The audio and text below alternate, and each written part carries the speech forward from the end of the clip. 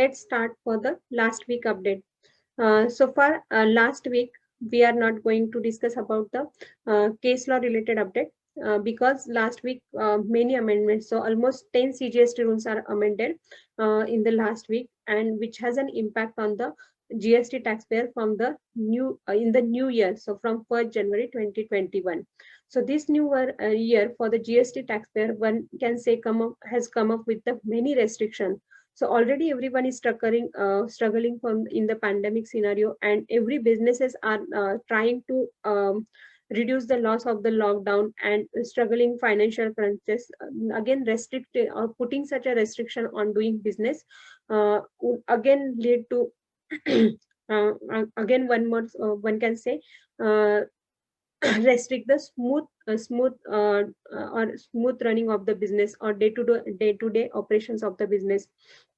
So we are going to discuss amendment in detail along with certain key impact on the amendments. But again, this video is a short video about the amendment, and hence we are not going to discuss more impact. Wherever possible, we will discuss the impact, but we were not going to discuss more impact or detail the impact on the businesses.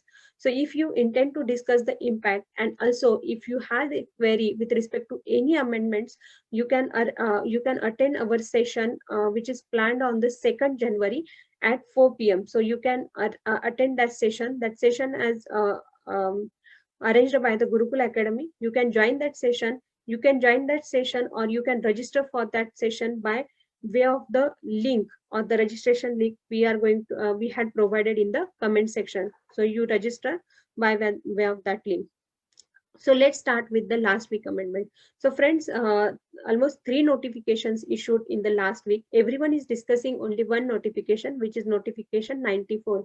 But along with this, 2 more notifications issued. These notifications are not more relevant to the taxpayer, but we are going to discuss all amendments. Hence, shortly we will discuss a notification. So one notification issued is with notification 92. Notification 92 notify the certain sections of the GST Act, which is wherein amendment has been proposed in the budget 2020. That notified, and now these sections are coming to the force from the 1st January 2021. So each of this section includes section 29 1C, like cancellation of the registration, section 30 subsection 1, that is revocation. So we are going to discuss all sections along with what are the amendment in that section in our sessions which is planned or proposed on the 2nd January. So therein we will going to discuss about the detailed sections which are amended. Now, second notification is notification 93. This is not relevant to every taxpayer because this is for the Union Territory of the Ladakh, wherein this notification aims to waive the this notification aim to waive the late fee of the GSTR 4 for financial year 1920 for the Ladakh region. Now, the most relevant notification, that is the notification number 94/2020. Notification number 94 has proposed or amended almost 10 CGST rules, and amending this 10 CGST rule, one can say more 7 amendments are made which are relevant to every taxpayer. These 7 amendments we are going to divide into 5 parts. So one amendment is related to the large taxpayer. One amendment is related to restriction of the ITC to every taxpayer. One amendment is related to the GST return. 3 amendments are related to GST registration, and last, that is the 7th amendment, is related to e-way bill. So let's start our first amendment, which is related to the large taxpayer. So for the large taxpayer, new section or new rule added, Rule 86B. Now, what Rule 86B says? So Rule 86B restrict the input tax credit of the large taxpayer. So what are restrictions added? So large taxpayer shall not able to use the amount available in the electronic credit ledger. So even the amount is available or credit is available in the electronic credit ledger, it cannot be used in excess of 99% to discharge the output tax liability. What is the meaning of that? Means if you are having 100 rupees liability, then you can only discharge the 99 rupees from the electronic credit ledger. Even you are having an electronic credit ledger balance, let's say 102, 1 rupee you have to pay by way of cash. So uh, now question arises, who is large taxpayer and to whom this condition is applicable? So who is the large taxpayer? So friends, large taxpayer is the taxpayer who has in any month or a large taxpayer is a taxpayer having a taxable supply in a month exceeding 50 lakh. So there is a taxable supply exceeding 50 lakh in a month. Now that the term is taxable supply, thus it does not include the zero rated supply and exempt supply. So if your supply in a month is more than 50 lakh, which is taxable supply, then this provision is applicable. Now there are certain exclusion. So even you are a large taxpayer, there are certain exclusion that this rule is not applicable. What are that exclusion? So first exclusion is the if a person, director or any of the proprietor or karta or MD has paid income tax, not the GST, the term income tax has paid the income tax more than 1 lakh for the last 2 financial year or the last 2 financial year, then this rule is not applicable. Second, if a registered person has claimed or or received a refund which is more than 1 lakh with respect to input tax credit in the scenario first export with the cover of LUT and second inverted duty structure. So in these two scenario, if the registered taxpayer has received the input tax credit or received the refund which is more than 1 lakh, then again this rule is not applicable. Third exclusion is related to the registered person. A registered person who has discharged the cash or liability in a cash in excess of 1%, in excess of 1% of total tax cumulatively. Means what? Cumulatively for this financial year. So let's say in December you have to check the applicability, means the cumulatively from the April to December, if you had discharged the output liability more than 1% in cash, then again this rule is not applicable. And last, this rule is not applicable to government, department, PSU, local authority, and the statutory body. So this rule is not applicable. Now, friends, question arises whether this rule is constitutional. So definitely this rule override the GST Act and can be challenged, or constitutional validity of this rule can be challenged. Second, you may aware that on last video itself we had discussed about the constitutional validity of the rule 36(4). So this validity is already challenged in the High Court. So again, rule 86, there is a possibility that the in days to come rule 86B can be challenged or constitutional validity can be challenged. So the GST law has introduced had introduced with the objective of the seamless flow of the ITC, but every provision restrict the ITC rather than giving the ITC. So such a restriction cannot be put once you had satisfied the condition related to Rule 6, Section 16. Definitely, the intention of the government is good intention, that they intend to mitigate the risk of the fake invoicing, fake firms. But whether they have, but it is important to see whether this rule is affecting to genuine taxpayer also. And again, this rule could going to affect the startup which are selling the goods at the loss or at reduced price, and which had not yet claimed the refund. So these are some certain entities wherein this rule could or this rule is more impact or having a more impact on these businesses. Next amendment. So this is about rule 86B, which is newly added in the CGST rule. Next amendment is related to the provisional availment of the ITC. So friends, rule 36(4) is again amended. So I think it's amended thrice. And this amendment now ITC with respect to invoices not reflected in the GST R2A is reduced to 5% instead of 10%. So you may aware that on 9/10/2019, first time this rule restricted the ITC which is not reflected in the 2A up to 20%. Afterward, that reduced to 10% on 1st January 2020. And now from the 1st January 2021, only the 5% ITC is available with respect to invoices, which is not reflected in the 2A. Now, as discussed, this rule is already challenged in the higher forum. So we will definitely have a positive, or we expect that the definitely the government think through for these rules or restrictions on the ITC, and we will have a positive result from the government. Now, this is about the ITC restriction.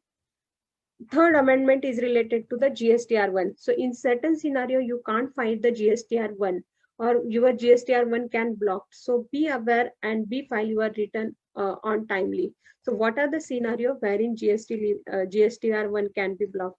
So Rule 59 has changed, has amended to include certain scenario wherein your GSTR1 can block. First, if you are a monthly taxpayer and you had not filed the return or GSTR 3B for the 2 tax period or preceding 2 months, then your GSTR 1 can block. Second, if you are a quarterly taxpayer and you had not filed GSTR 3B of the preceding quarter, then your GSTR 1 get blocked, including if you had availed for the IFF, that is invoice or QRMP scheme, and then your IFF, that is invoice furnishing facility, will get blocked. Third, if you are a registered person and the large taxpayer and you had not followed the, or you had violated the rule 86B, that means you had discharged your liability or more than 99%, in exceeding of 99% by way of the credit, then also your GSTR1 get blocked. So this is again, these are certain scenario where in GSTR1 you are unable to file, you can't file the GSTR1 only because the last returns are pending or certain compliances are not made. But again in our view, this again affect the genuine taxpayer, and it is an unconstitutional because if delay in filing in the return has provided in the law and specific provision of interest and penalty or late fee has provided in the law for the delay in filing of the return, then putting such a restriction on or blocking the GSTR1, whether this is a constitutional, that question arises. Again, whether even we say not saying about the taxpayer, but whether this is beneficial to government, that is also question mark, because blocking such a GSTR1, that means the government may not get the details of the sales time to time, and on the basis of which they can demand the GST liability. So blocking itself, I don't think that the also beneficial to the government. So this amendment is related to the GST return. Now, 3 amendments are with respect to registration. So friends, even in the registrations, one can say there are more provisions which are towards strengthening the registration. First, the registration. So availing the wrong ITC or filing of the wrong return now could lead to the cancellation of the registration. So Rule 21 has amended to include certain scenario which are lead to the cancellation of the registration. And what are the scenario? If you avail the ITC or ITC availed in violation of the section 16. So section 16 prescribed the condition for the availment of ITC, such as goods has been received, a vendor has paid the liability, you are having an invoices. So such a condition are prescribed in the section 16. If any of the condition is get violated, then it can lead to the cancellation of the registration.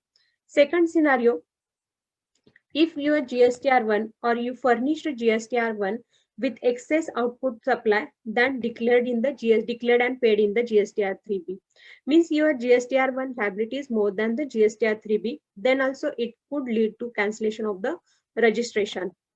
Third, in case of large taxpayer, if they violate the rule 86B, that means if they paid the if they had paid the output tax liabilities by way of utilizing of ITC more than 99%. So these are the three scenarios which are added in the Rule 21, which could lead to cancellation of the registration. So friends, here more serious, or one can more worrisome, is that they added that if you are not satisfied section 16 condition for the amendment ITC, then cancellation could be cancellation of GST registration could trigger. Again, this will stop the business free trade or free business, because many times there could be the genuinely ITC may not get reflected in the 2A. This genuine scenario also lead to the cancellation. Definitely, the government by way of Twitter has mentioned that this provision is not for the genuine taxpayer, but whether you think that this cannot be used for the genuine taxpayer, or this cannot be used by the authorities to use or to cancel the registrations of the genuine taxpayer, in days to come, this can be used, and again, challenging this provision is very necessary if the businesses want the free trade or free businesses in days to come. So this is about the registration. Now, this is about the cancellation of registration. Now, the Rule 21A, that is related to the suspension of registration, has also added, and suspension of the registration can be proposed on the basis of data analysis. That means if there is a significant difference found in the ITC availed and the ITC that is as per the GSTR 2A. So ITC availed in the 3B and ITC in the GSTR 2A.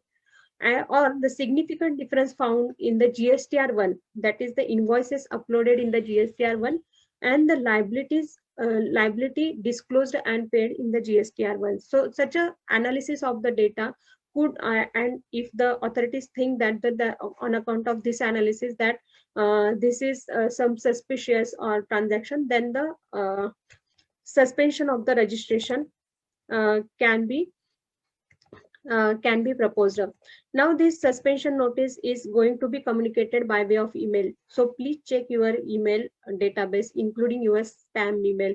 And for the purpose of once you receive this notification, within 30 days, you have to revert why there is a difference in GSTR 1 or 3B, why there is difference in the ITC availed or 2B, and any anomaly or the reason which are proposed or which are mentioned for the suspension of the registration.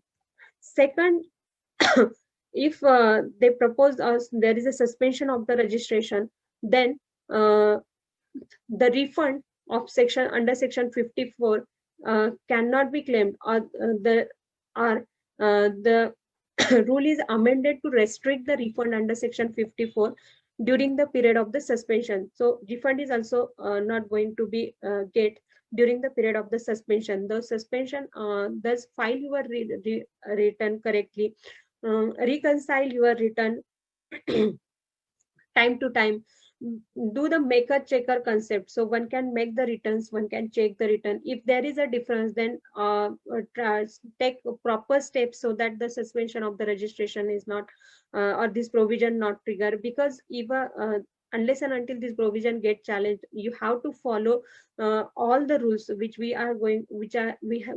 had discussed, so that you can run your business smoothly. So one way forward from this discussion is file your return on time, file your return with reconciliation, and there should be the maker checker concept in the company. So companies, a person could make the return, or you can check from the consultant or another person, so that this gap of the return or the maybe GSTR 1 3B differences etc would be reduced.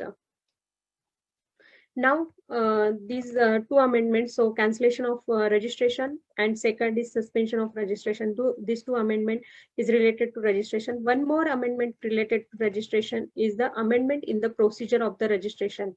So registration procedure is now more strengthened, or you can get the registration after the biometric based Aadhaar authentication. So procedure of registration has amended and strengthened. This could be because to mitigate the risk of fake form. So only genuine taxpayer now one can say get the registration. So if you had opted, what are the changes? So key changes we are going to discuss. If you had opted for the authentication of Aadhaar number by way of Aadhaar number, then the biometric based Aadhaar authentication and taking the photograph would require for the GST registration. Second, if you had not opted for the other authentication or the other verification, then taking the biometric information, that is information is also you have to submit biometrically, photograph and also the KYC documents and other procedure is going to be notified. So whatever procedure they will notify has to be followed for the purpose of registration under the GST. So and one more procedure or some certain procedural changes are also made, like now 7 days instead of 3 days are available for the processing of application. If the authorities intend the physical verification, then the 31 days are available for the submission of application and to grant the registration after the physical verification, etc. So these certain procedural aspects are also changed in the GST registration. More of the changes are towards restrictions, or one can say to know that the whatever the GST taxpayer is the genuine taxpayer and not the fake firm.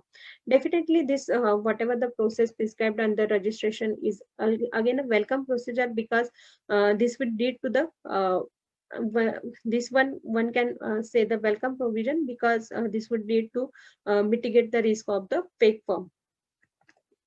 Now this is we had discussed about the registration related changes. Now last change is related to the e-way bill.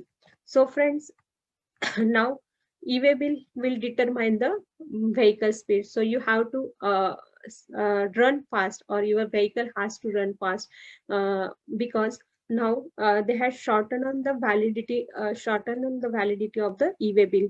So earlier only earlier 1 day validity, that is 1 day validity of the e-way bill of 100 km is now revised to 200 km.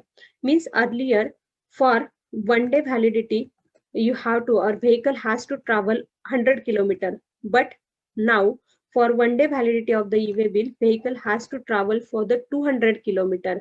So your traveling speed should be the twice than the earlier.